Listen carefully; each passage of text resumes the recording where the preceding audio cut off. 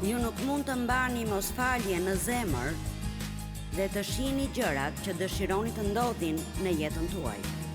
Nëse duam të kemi atë që Perëndia thotë se mund të kemi, duhet të bëjmë atë që ai na thotë të bëjmë.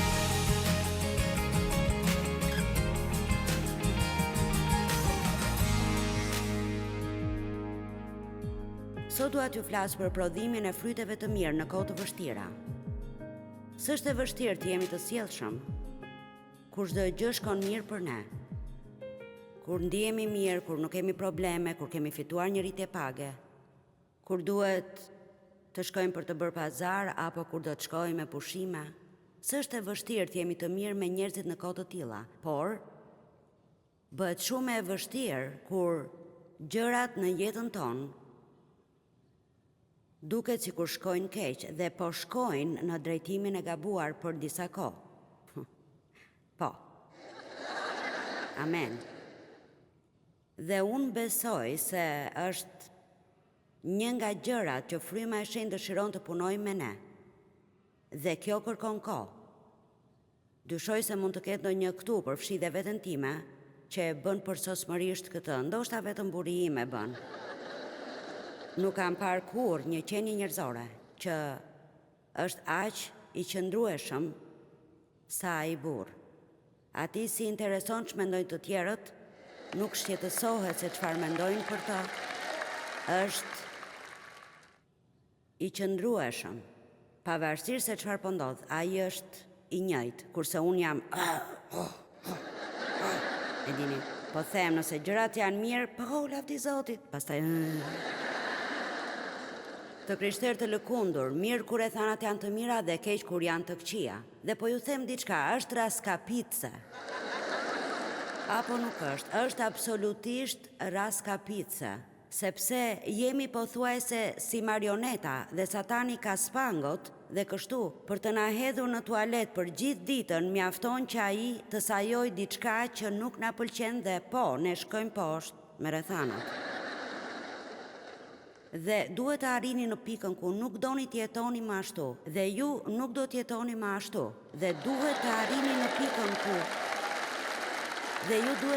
në pikën ku të mos prisni më që rrethanat tuaja të ndryshojnë dhe duhet të vendosni Perëndi më ndryshon mua.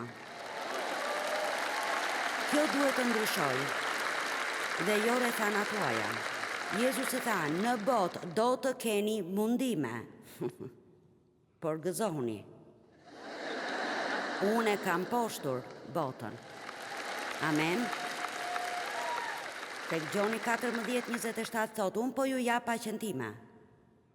Zemra juaj mos u trondit dhe mos u friksoft. Gjoni 16:33. Ai tha, në botë do të keni mundime, por merrni zemër, unë e munda botën. Kështu unë them se mënyra si shkoni kundër djallit është një nokaut me 2 goditje. Jeni të qetë dhe të lumtur. Tani, por se ndjejmë të bëjmë. Kam një libër për këta. Titullohet Të jetosh për të ndjenjave të tua. Me fjalë të tjera, mund të keni ndjenja, por ndjenjat s'mund t'ju keni ju. Nëse vazhdoni të lejoni që ndjenjat të sundojnë mbi sjelljen tuaj, atëherë djalli do të jetë pasjur gjatë gjithë kohës. Jeremia 17, duke filluar në vargun 5. Kështu thot Zoti, mallkuar qoftë njeriu që ka besim dhe mbështetet tek njeriu dhe e bën të dobët e me të meta nga mishi krahun e tij, dhe zemra e të cilit largohet nga Zoti. Ai do të jetë si një bruk në shkretëtir, kur vjen e mira nuk ka për ta parë. Do të banoj në vende të thata në shkretëtir, në një tokë të kripur, pa banor.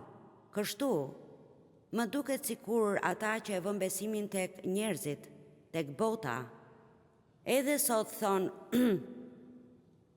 ata duhet të bëjnë diçka për këtë. Kush janë ata? Ata duhet të rregullojnë çdo gjë dhe ne as nuk e dim kush janë ata. Ne jemi ata. Amen. Ne jemi ata që duhet të rregullojmë gjërat.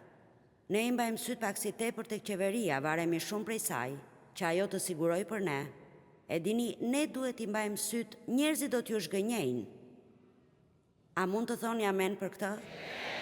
Njerëzit do t'ju shgënjejnë, edhe ju do t'a shgënjeni veten, nëse do të mbështeteni tek vetja. Por Perëndia tha, nëse më ndiqni mua, kur nuk do të shgënjeheni. Kjo s'do të thotë se do të merrni çdo gjë që doni, por do të merrni atë që është më e mira dhe më e drejta. Kështu, ja e ardhmja e njeriu që nuk e vë besimin e tij në sistemin e botës. Ai njeri që beson dhe mbështetet te Zoti dhe besimi dhe shpresa e të cilit është tek Zoti. Ai do të jetë si një pemë I mbjellë pranë ujit, që I shtrin rrënjët e tij gjatë lumit. Nuk do ta ndjej kur vjen vapa, dhe gjethet e tij do të mbeten të gjelbra në vitin e thatësirës dhe nuk do të ketë asnjë shqetësim dhe do të vazhdoj të mbaj fryte. Tani, më pëlqen ky shkrim. E kam mësuar këtë shkrim shumë shpejt. Një pastor që kisha në atë kohë në fillim të ecjes me Perëndinë e përdorte shpesh, dhe ne duhet të kuptojmë se një pemë ka degët që mund t'i shohim, por rrënjët e saj janë të thella. Kështu, ne duhet të jemi të rrënjosur thellë në gjërat që besojmë për Perëndinë. Duhet, thot Bibla, të jemi të rrënjosur në Krishtin Jezus, të rrënjosur thellë në dashurinë e Tij për ne. Kur ne kemi rrënjë të thella, stuhitë e jetës nuk do të na rrëzojnë. Një degë e vogël peme jashtë në obor mund të thyhet nga stuhia, por ne kemi disa pemë gjigante në kopshtin tonë që kanë qenë aty ndoshta prej qindra vitesh dhe nuk lëvizin, pavarësisht se çfarë stuhish vinë. Nuk lëvizin sepse kanë rrënjë shumë të thella, por ajo që shumë njerëz duan është që të kenë shumë fryt në jetë. Ata duan shumë gjëra, ata duan shumë mundësi, ata duan të jenë të famshëm, duan të bëjnë para, duan të kenë shumë gjëra, ata duan të kenë fryte. Por në fakt nuk janë duke I prodhuar ato fryte, por rendin pas gjërave që nuk kanë mundësi që t'i mbajnë ata gjithmonë të lumtur. Dhe më pëlqen ky shkrim që thot një pemë që është e mbjellë në Perëndinë, e mbjellë thellë në Perëndinë, dhe thjesht po ju them se mendoj se duhet të shkoj më thellë e më thellë. Kam filluar të bëj një seri me libra të parët, 2 të parët do të dalin vitin tjetër. Ata janë komentar të Biblës dhe fillojnë me letrat e apostujve dhe do të shoh ku do të shkoj prej aty, sepse unë nuk dua t'u them njerëzve lexojeni Biblën, dua të them studioni Biblën. Ne duhet të jemi të rrënjosur më thellë në fjalën e Perëndis. Duhet ta njohim atë deri në atë pikë ku asnjë stuhi në jetën tonë të mos na largoj prej saj. Amen. Kur gjërat nuk ju shkojnë mirë, mos thoni kur Perëndia nuk më do.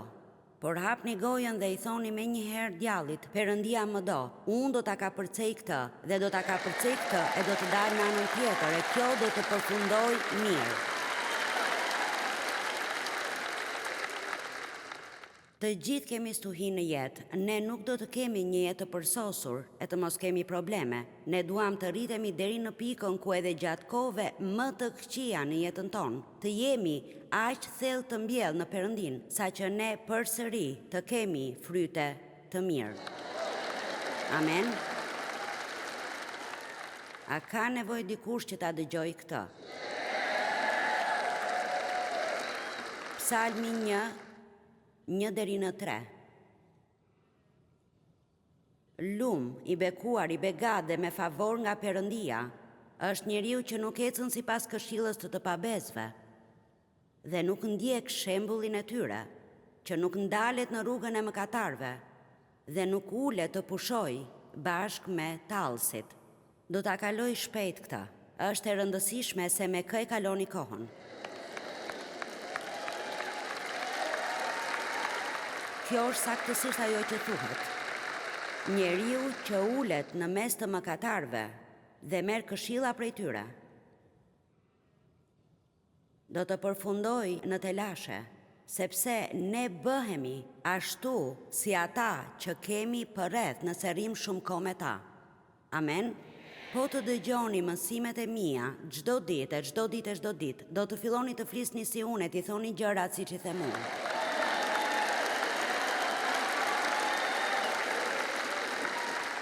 Por nëse e kaloni gjithë kohën me dikë që ankohet, e bën thash e theme, nuk do të kaloj shumë kohë dhe do të filloni të bëni të njëjtën gjë dhe ju. Disa nga ju mund të rregullojnë menjëherë disa nga problemet që kanë vetëm duke u shoqëruar me miq të rinj.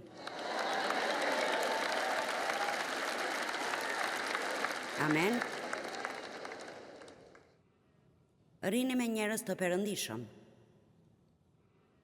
por që gjen kënaqësinë e tij në ligjin e Zotit dhe që mendon thellë ditë e natë mbi ligjin e tij. Ai do të jetë si një pemë e mbjell gjatë brigjeve të ujit që jep frytin e tij, gjithandej flitet për fryte. Në stinën e tij dhe të cilit gjethet nuk i fishken, dhe gjithçka që ai bën do të ketë mbarësi, do të arrijë të piqet. Kështu, nëse po e shoh këtë siç duhet, kur prodhoni fryte të mirë, rezultati është ky. Perëndia do të begatojë çdo gjë që ju prekni. Por ne duam të shmangim frytet dhe thjesht të kemi begatin. Ju nuk mund të mbani mosfalje në zemër dhe të shihni gjërat që dëshironi të ndodhin në jetën tuaj. Nëse duam të kemi atë që Perëndia thotë se mund të kemi, duhet të bëjmë atë që ai na thotë të bëjmë. Është një formulë e thjeshtë. Do ta them përsëri, nëse duam të kemi atë që Perëndia thotë se mundemi, duhet të jemi gati të bëjmë atë që Perëndia na thotë se duhet të bëjmë.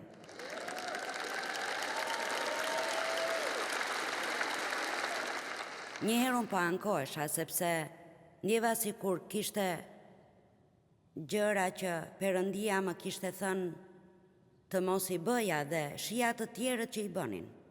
Një prej tyre për shembull ishin disa lloj filmash që unë ndjeja sikur mund të shkoja dhe kishte shumë gjëra që unë doja të shija dhe nuk ndjesha sikur mund të shkoja prej disa gjërave që kishin. Por përsëri e di se shumë njerëz, madje edhe që janë në shërbes, nuk e kanë problem që t'i shohin filma të tillë. Por ne nuk jemi përgjegjës për atë që bëjnë të tjerët, jemi përgjegjës për atë që bëjmë vetë. Dhe kështu unë po ankohesha një ditë Perëndis. Nuk e di pse je kaq strikt me mua, e di ata mund ta bëjnë dhe pse nuk mundem unë, dhe e dini çfarë më tha Perëndia? Dëgjoj, ti ke kërkuar shumë, ai do apo jo?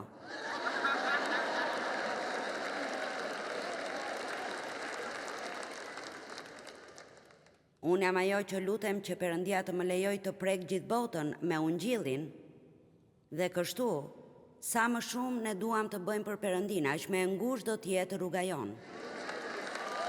Po më dëgjoni të gjithë. Ne duhet të largohemi nga rruga e gjerë. Është e lehtë të ecim në rrugën e gjerë, do të kemi shumë shoqëri në atë rrugë. Por Jezusi eci në rrugën e ngushtë. Dhe ata që duan të kenë jetën që Perëndia thotë se mund të kenë, duhet të ecin aty. Është jetë përtej asaj që ata mund të imagjinojnë. Pjesë e asaj jete është të kemi të gjitha problemet e mundshme dhe të mos shqetësohemi fare. Sa nga ju mendojnë se kjo është jetë e mirë? Sa do të donin të mos e vrisnin mendjen për ato që njerëzit mendojnë? E dini, të mos shqetësohen sepse e njohin zemrën e tyre dhe atë që Perëndia mendon për ta. Kështu nuk duhet të shkatërroni asnjë ditë të jetës suaj duke u shqetësuar për atë që mendon dikush tjetër, që ju as nuk e njihni fare. Këto janë gjërat e vërteta që Zoti do të na jap. Nuk janë thjesht më shumë para, apo karrierë më e mirë, apo e dini më shumë famë, apo të jemi të mirënjohur. Këto gjëra vijnë e shkojnë dhe po ju them se pavarësisht sa të famshëm jeni, do të vijë një ditë kur do të vi dikush tjetër e do të jetë më i famshëm se ju. Dhe ju do të jetoni vetëm me veten tuaj. Dhe ju duhet të dini se kush jeni, të dini kush jeni në Krishtin. Amen. Djalli po zemërohet shumë sot.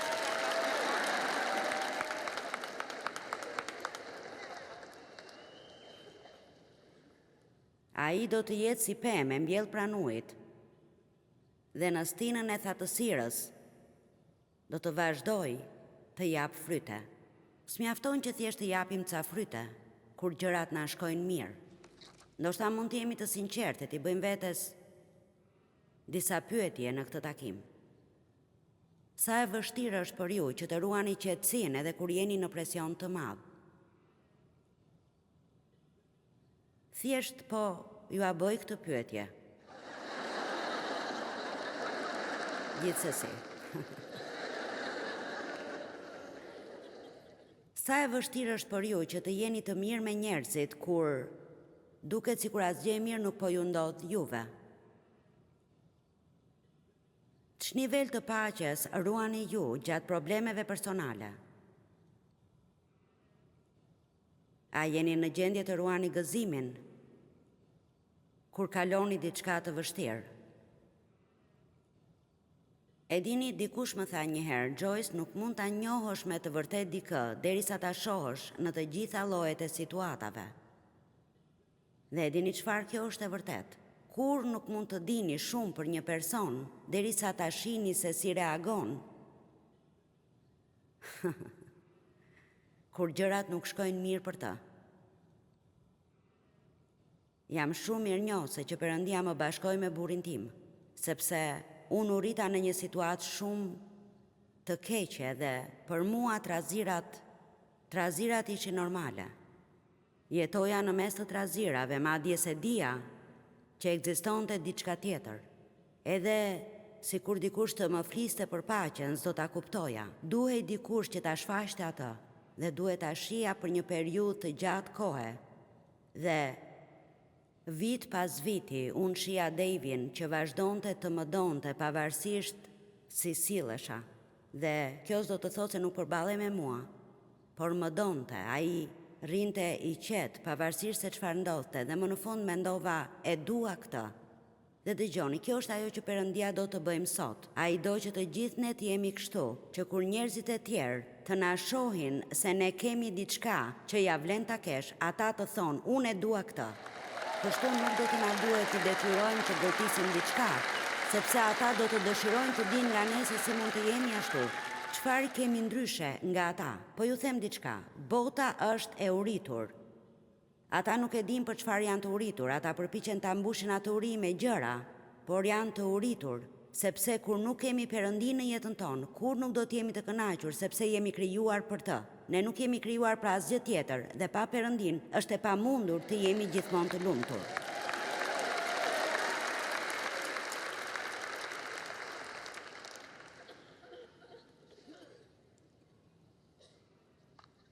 Kur se sheh personin e vërtet, veç kur e sheh atë nën presion. Pastaj presioni, ai tregon çfarë ke në brendësi. Tek Kolosianëve 3:12 deri në 15. Apostulli jep një listë shumë të detajuar për një sjellje të krishterë të pranueshme. Thoni të gjithë sjellje. Gjëja e parë që është e rëndësishme është ajo që besojmë. Por besimi pa vepra është i vdekur, tha Jakobi. Besimi gjithmonë vjen i pari, por veprat duhet ta pasojnë. Nëse kemi vepra të mira dhe jo besim tek Zoti, është e padobishme sepse nuk shpëtohemi nga veprat. Kur shpëtohemi përmes besimit, bëhemi njerëz të rinj në Krishtin dhe ai jeton brenda nesh. Dhe duhet të jetë një dëshirë e natyrshme për ne që të duam të bëjmë gjëra të mira. Por duhet të rritemi në këtë dhe të mësojmë zakone të reja, të mësojmë mënyra të reja reagimi. Dhe vërtet, në momentin kur i lindemi, ne hyjmë në shkollën e Perëndisë. Dhe do të shkojmë në atë shkollë deri kur ai të kthehet për të na marrë. Do të mësojmë e rimësojmë dhe do të përsërisim disa nga të njëjtat gjëra që të mos i harrojmë kurrë ato. Ja përse jam krenare për ju që keni gjetur kohën të vini në një sallë si kjo sot, në vend që të ishit diku duke bërë gjëra që mund të ishit duke bërë. Tani, unë do t'ja bëj shumë të qartë se nuk mund të sillemi siç duhet pa Perëndin. Kjo nuk është diçka që ne kërcejmë nga vendi dhe vendosim ta bëjmë. Do t'iki që këtu e do t'jemi sjellshëm. E po, ndoshta edhe jo. E dini, mund të jem e sjellshme gjithë ditën kur s'ka njeri në shtëpi dhe kur të tjerët vinë në shtëpi fillojnë të lashet. Vërtet, po të mos ketë njerëz, mund të jem e perëndishme. Por njerëzit janë gjithandej. Gjithandej. Do të flas më shumë për këtë në një takim tjetër. Kështu, ja dhe lista. Kolosianëve kapitulli 3, vargu 12, vishuni pra, si të zgjedhur të Perëndis, shenjtor, dhe të dashur.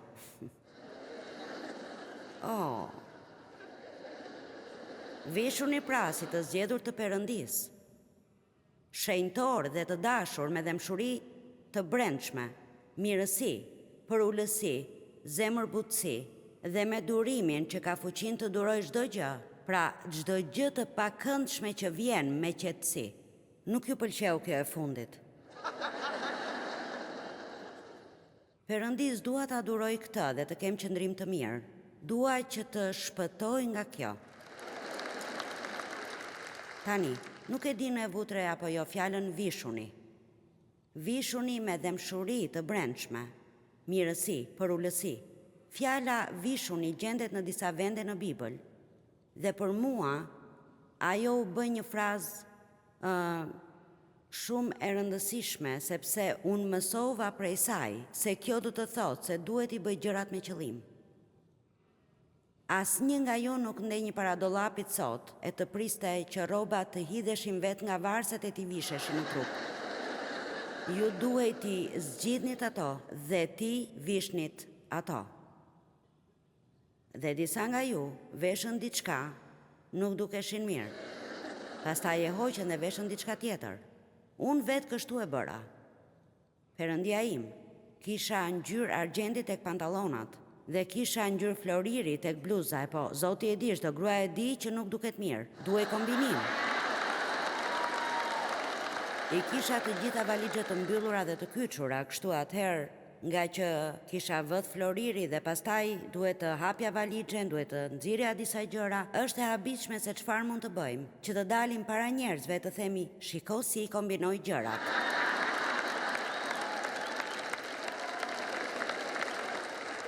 Mirë, po të shpenzonim të njëjtën sasi kohe për të bërë gati frymërisht.